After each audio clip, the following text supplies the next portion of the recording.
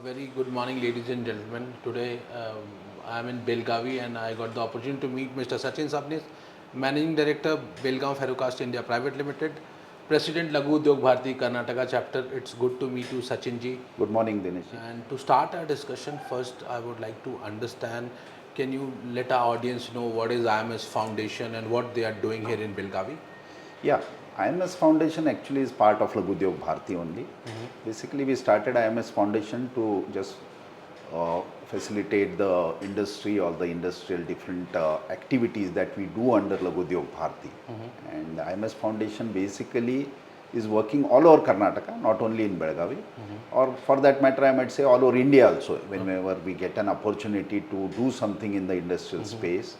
So basic activities of IMS Foundation right now is we are having an exhibition which is an B2B exhibition for aviation and aerospace, which we have every alternate year in Bangalore, that is at BIC Bangalore, called as IMS Show. And we have already completed nearly 5 editions of that. And there is a lot of huge response, more than 650 participants, lot of participation from defense and aerospace. Apart from this exhibition, we are doing something called as the Tech Bharat, which is to promote the startup ecosystem. And we have already done 3 editions of Tech Bharat. The last one was last year in Mysuru, basically to focus on food and food industry as well as agri industry, food and agri-tech. That was the basic idea for that. And then the third thing we are doing is called as a Gram Shilpi. That is to help the rural entrepreneurs and the artisans to showcase their products as well as try to develop a market for them, or also do some technological intervention in their products so that they are able to compete globally. But apart from that, we are also looking to work in FPO space, so to create a facilitation center for them so that we can facilitate them to enter the global market, as well as try to do something in women entrepreneurship.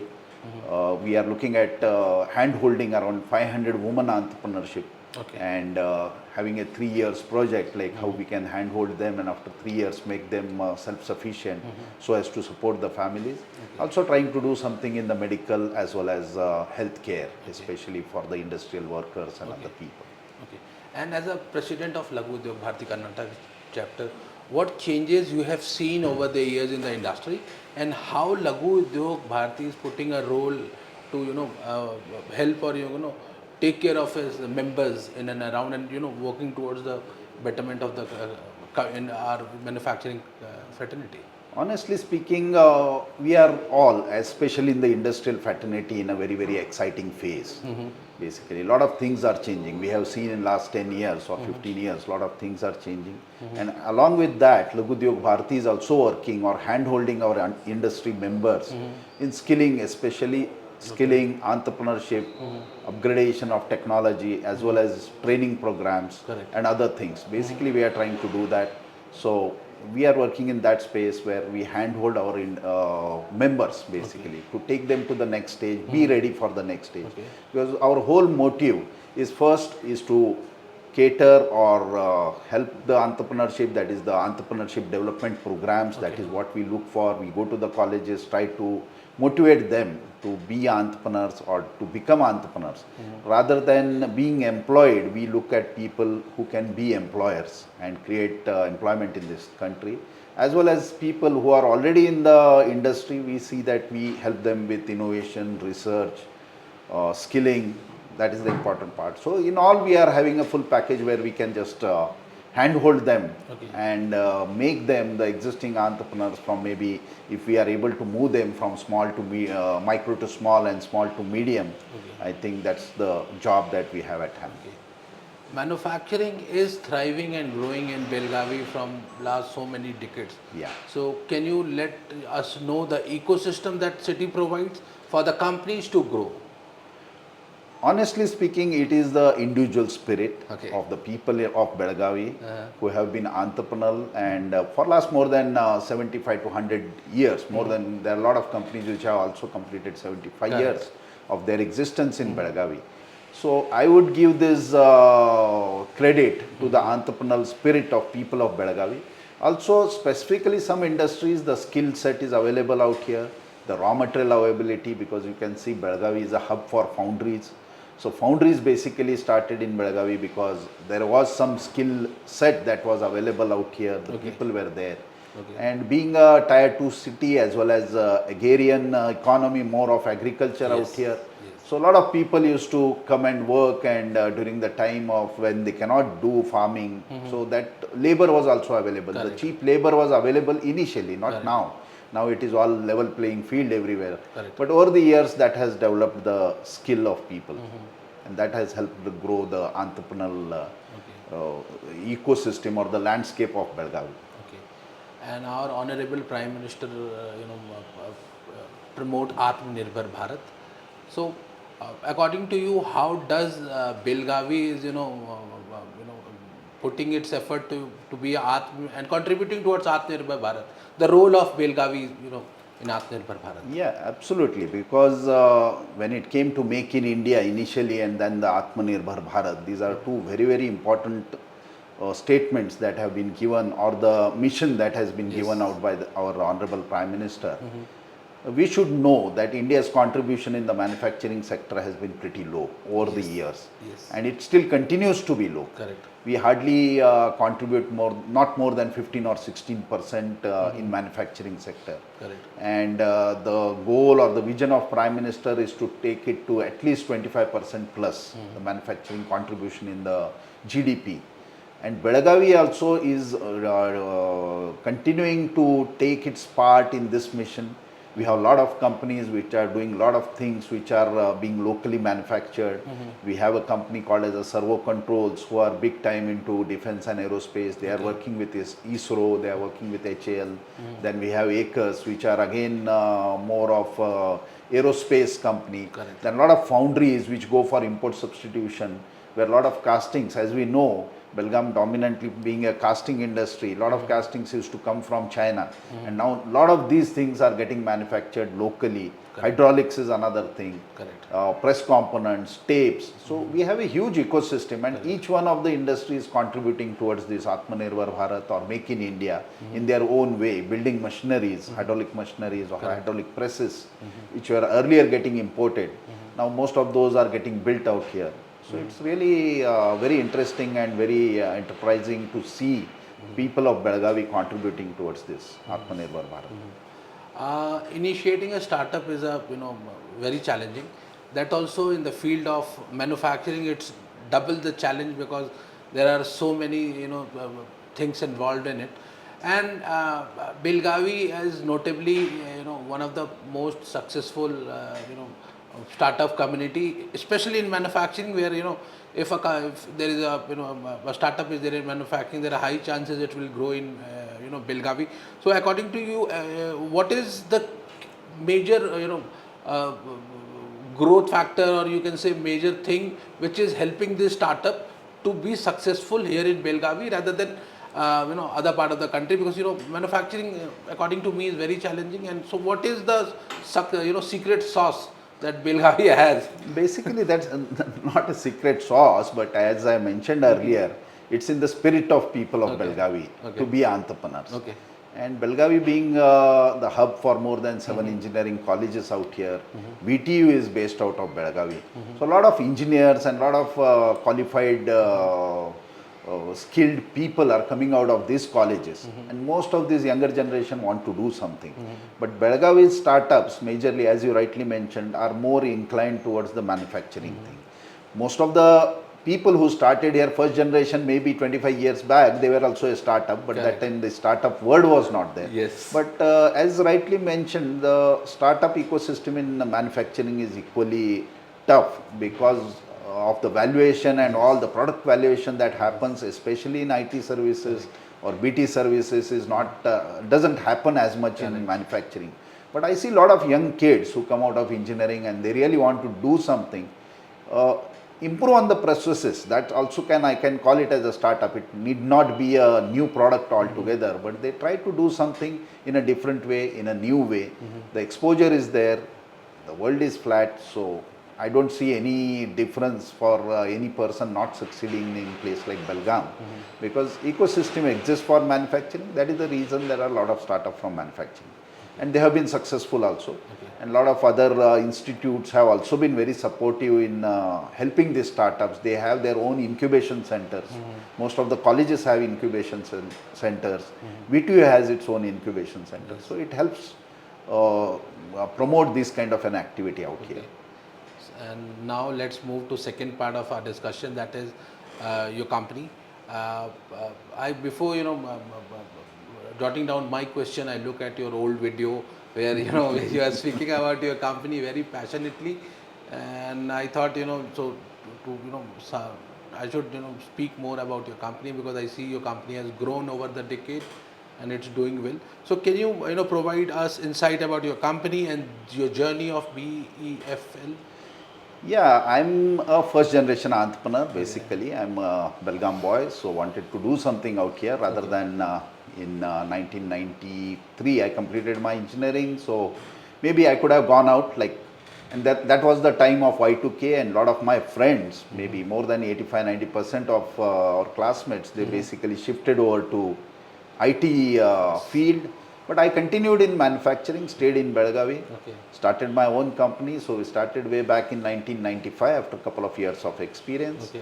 And basically we are into manufacturing of grey iron and ductile iron casting components. So we have 2 foundries and a machine shop.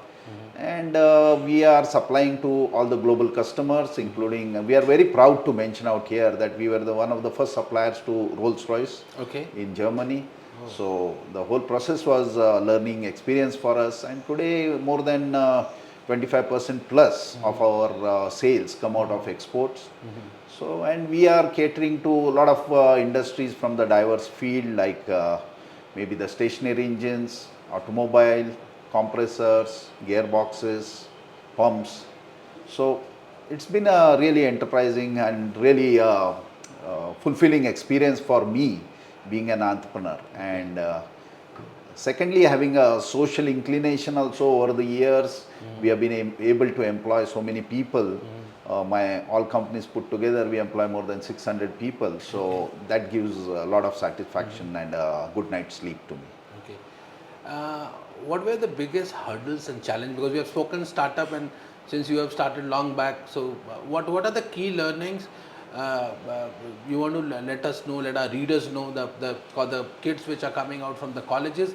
What were the key learnings? Because now you have what to do, what not to do. So as a as a business leader, what were your key learning, and what do you want to say people who want to join this fraternity, what they should watch out for? No, I would welcome everyone. India needs more and more entrepreneurs. Looking at our population, we need more employers. Then only we can employ people. Because otherwise it's going to be very, very difficult. That's why I said Prime Minister thought of Atmanirbhar Bharat or Make in India. Basically we need to get our manufacturing to more than 25% plus. But coming back to your question, being an entrepreneur is also equally challenging in India. Because entrepreneurship is not something which has been really comes naturally to us. In our Indian thought process, basically if somebody wants to start a business, the first objection would come mostly from their family. They would love to have their boy or a girl employed somewhere rather than being an employer themselves and take the risk. But apart from that, yes, there are some infrastructure challenges that exist. And day-to-day issues with a lot of other agencies, because I just jokingly always say, you are the only guy in India, especially you are the only guy who wants to run the industry and succeed. And there are scores of agencies which are behind you to see that you don't succeed. So my hats off to Indian entrepreneurs. Most of the people who have been successful have been really very strong, and they have persisted with their dreams to succeed and see that they do something. But infrastructure is something I surely feel that government can really work on, and seeing that making what we say about ease of doing business, that should be in reality implemented, where I see it's still a long dream for most of the people. I know it's a busy day, but since I got the opportunity, So I will ask couple of more questions Sure. because it's going on well. So skill gap is something which everybody is talking about, workforce management. How do you see as a country and as a Laghu Udyog Bharati IMS Foundation, you people are making sure that this skill gap, especially in our sector, is taken care of, and what should you suggest government to look into so that the fraternity gets proper workforce which are skilled? See, basically, these are going to be the most biggest challenges. The skill is going to be the biggest challenge that Indian industry will face. Skill and technology. These are the two things. Okay. Technology is something which you can, the gap can be bridged immediately. It just needs the capital infusion or maybe getting the technology is available globally. You can get it and you can implement the technology. But skilling takes time and it needs multiple rotations till you get a full set of people who are skilled. So at Laghu Udyog Bharati, as I said earlier, we are going through skilling classes or trying to hold the skill development programs, as well as I would suggest that most of the engineering colleges, because one thing we have seen, it has been spoken by a lot of global or top-notch people from IT industry also, that most of the kids who are coming out of engineering colleges are not employable. Basically, they don't have that skill set to take on the global requirements or the requirements, because most of the Indian companies in coming years will be supplying to the global customers. Yes. And the global requirements are stringent. The global necessity or the kind of response, the kind of product they are looking for is totally different from what Indian have been used to. Correct. So now there is no compromise on quality, cost, price, whatever you call it. So these kids who are coming out of colleges need to be properly handheld, and maybe some kind of an entrepreneurship development activity for them or some kind of a skilling activity for them. Medical schools out here, I would like to mention one thing. Medical schools have done really well with the internship kind of a program. Yes. Where after medicine, 1.5 years of internship at the medical hospital or at the rural space gives a doctor who is ready to go out and practice. But Correct. that's not the case with the engineer. Correct. So something of that sort should be thought seriously Correct. by the government also. Correct. And by the institutes, so that these kids who are coming out of the colleges are able to directly come up and work.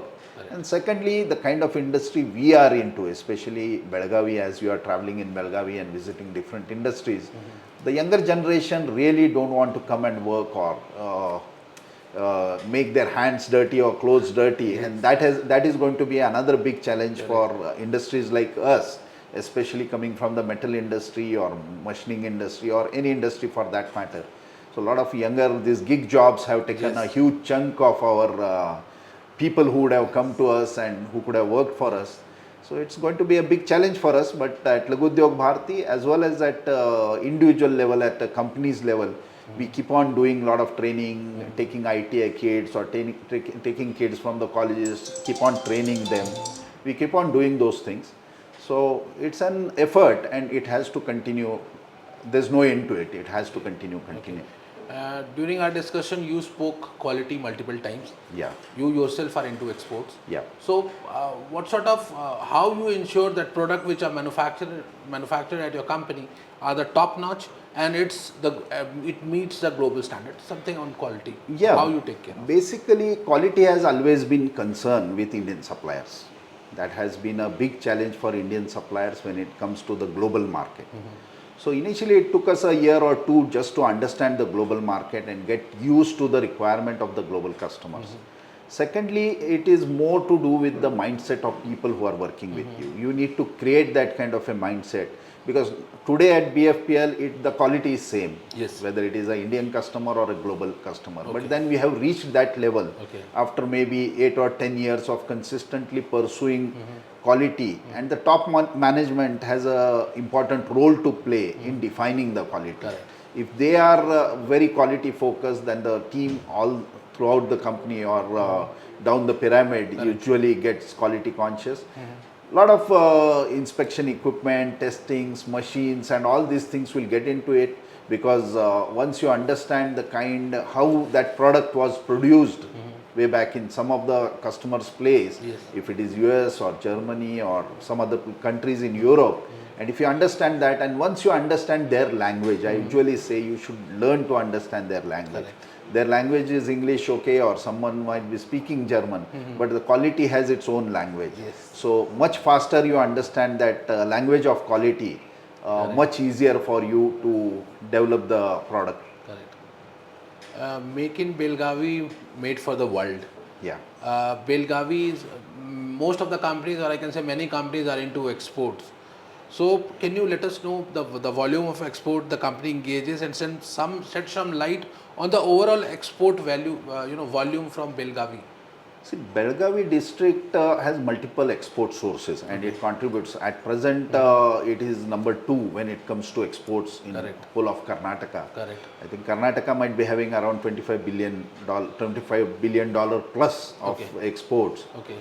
annually, and Belgaum might be clocking somewhere around 5,000 crores plus of exports. Last year it was 4,800 crores from Belgavi only, but it has exports in fields of maybe.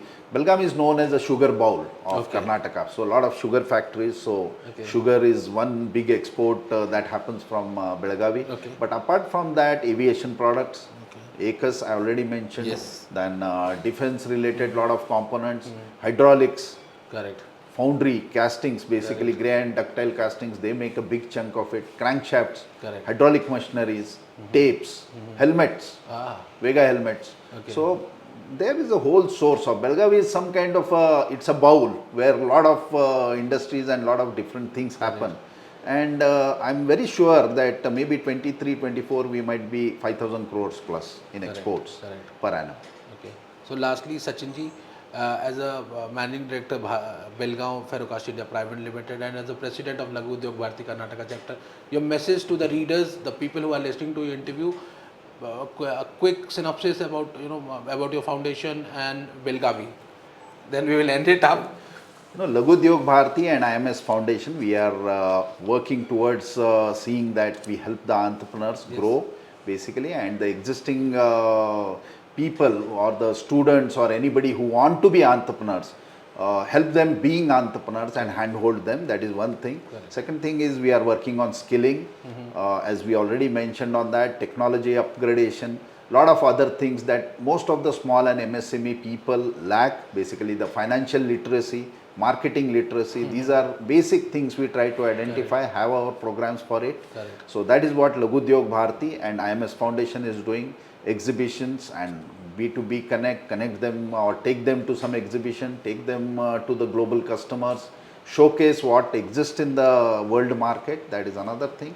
And when it comes to Belagavi, I would request like people should come and cover Belagavi, because Belagavi is a city with huge potential and huge entrepreneurial spirit, and what people in Belagavi have done is amazing. There's another one small thing I missed, I would like to mention about Belagavi, because since I am president of Laghu Udyog Bharati Karnataka and I travel to all the places, Belagavi is the place where I have seen maximum number of second generation entrepreneurs join the business. I have not seen a single company, because when I go to Bangalore, this question, a lot of our members as well as industry people ask me this question about second generation entrepreneurs not joining.